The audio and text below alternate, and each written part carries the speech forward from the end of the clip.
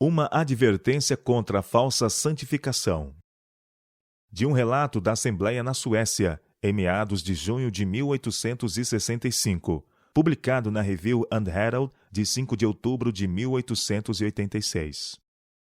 Durante as reuniões em Örebro, fui impelida pelo Espírito do Senhor a apresentar sua lei como a grande norma de justiça e a advertir nosso povo contra a falsa santificação moderna, que tem sua origem na adoração da vontade e não na submissão à vontade de Deus. Este erro está rapidamente inundando o mundo, e como testemunhas de Deus, seremos convidados a dar decidido testemunho contra ele.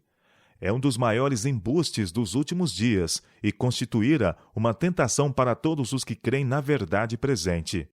Aqueles cuja fé não está firmemente estabelecida sobre a palavra de Deus serão enganados. E a parte mais triste de tudo isso é que bem poucos dos que são enganados por esses erros encontram novamente o caminho para a luz. A Bíblia é a norma para provar as alegações de todos os que professam santificação. Jesus orou que seus discípulos fossem santificados pela verdade, e ele diz: "A tua palavra é a verdade." São João capítulo 17, verso 17. Ao passo que o salmista declara: "A tua lei é a verdade." Salmo 119, verso 142. Todos aqueles a quem Deus está guiando manifestarão elevada consideração pelas Escrituras, nas quais é ouvida sua voz.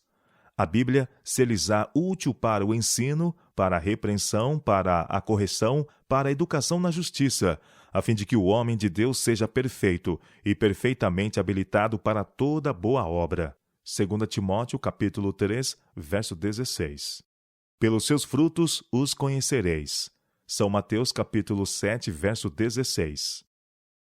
Não precisamos de outra evidência para formar juízo sobre a santificação de homens.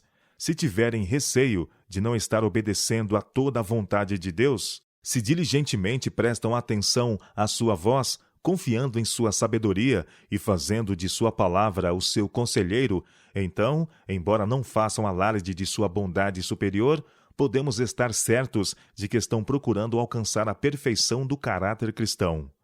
No entanto, se os que pretendem possuir santidade dão a entender que não precisam mais examinar as Escrituras, não devemos hesitar em declarar que sua santificação é espúria. Estão se estribando no seu próprio entendimento, em vez de submeter-se à vontade de Deus. Deus requer nesse tempo exatamente o que ele requereu do santo par no Éden: perfeita obediência a seus preceitos. Sua lei continua sendo a mesma em todos os séculos. A grande norma de justiça apresentada no Velho Testamento não é rebaixada no Novo. A obra do Evangelho não é atenuar as reivindicações da santa lei de Deus, mas elevar os homens até poderem guardar os seus preceitos. A fé em Cristo que salva a alma não é o que muitos imaginam que ela é. Crede, crede, é o seu brado. Tão somente crede em Cristo e sereis salvos. É tudo o que tereis de fazer. Embora a verdadeira fé confie inteiramente em Cristo para a salvação, ela conduzirá à perfeita conformidade com a lei de Deus. A fé manifesta pelas obras, e o apóstolo João declara: "Aquele que diz, 'Eu conheço,' e não guarda os seus mandamentos, é mentiroso, e nele não está a verdade." 1 São João, capítulo 2, verso 4. É perigoso confiar nos sentimentos ou impressões, pois são guias que não merecem confiança. A lei de Deus é a única norma correta de santidade. É por essa lei que deve ser julgado o caráter. Se quem anda em busca da salvação perguntasse: "Que devo fazer para herdar a vida eterna?" Os mestres modernos da santificação responderiam: "Crê somente que Jesus te salva." Quando, porém, essa pergunta é feita a Cristo, ele disse: "Que está escrito na lei? Como interpretas?" E quando o indagador respondeu: "Amarás o teu Senhor de todo o teu coração e amarás o teu próximo como a ti mesmo," Jesus declarou: "Respondeste corretamente. Faze isto e viverás." São Lucas capítulo 10, versos 25 a 29. A verdadeira santificação será evidenciada por conscienciosa consideração a todos os mandamentos de Deus, por esmerado desenvolvimento de todos os talentos, por conversação circunspecta e revelando em todos os atos a mansidão de Cristo.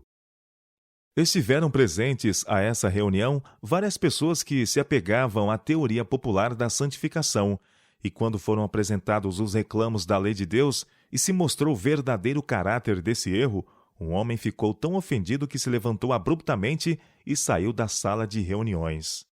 Mais tarde, ouvi dizer que ele viera de Estocolmo para assistir à reunião. Em conversa com um de nossos ministros, afirmou ser sem pecado e disse que não tinha necessidade da Bíblia, pois o Senhor lhe comunicava diretamente o que devia fazer. Ele se achava muito além dos ensinos da Bíblia.